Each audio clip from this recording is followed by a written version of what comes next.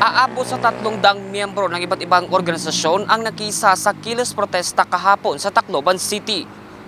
Isa sa mga grupo na nakiisa ay ang Oryang Women's Group kung saan ipinalabas nila ang kanilang saloobin sa gobyerno. Nagsimula ang kanilang grupo na magprotesta sa harap ng opisina ng Tingog Party List na pinangunahan ni former House Speaker Martin Romualdez. Ayon kay Oryang Women's Group Faradiva Gamalo, isinagawa nila ang nasabing protesta bilang pagtutol sa nangyayaring korupsyon sa bansa. Dagdag pa nito, nabigla sila na magkabilaan na nangyaring korupsyon sa gobyerno na isa sa mga rason kung bakit nanggagalaiti ang mga mayang Pilipino at magkasa ng kilos protesta para ipanawagan sa gobyerno na wakasan na ang ganitong sistema.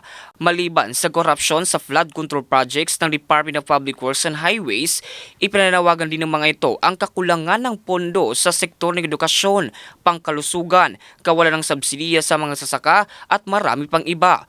Umaasa ang nasabing grupo na mapapakinggan sila ng gobyerno, particular na si Pangulong Ferdinand Marcos Jr.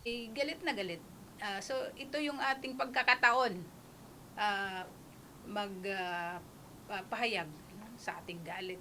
No? Dito sa Region 8 ay bilang pagbabahagi namin.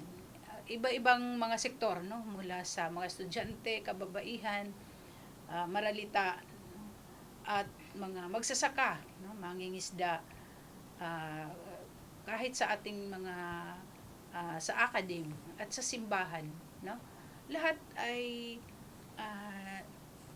gustong lumabas, ano, at makibahagi sa pagkilos bilang isang taxpayer na galit sa mga nangyari na lumabas sa massive corruption sa flood control project. At mula dito sa impila ng Bombo Radio Tacloban, ito si Bombo Jake Pagipo, and this is Bombo Radio Philippines, the #1 and most trusted source of news and information. Basta Radio, Bombo!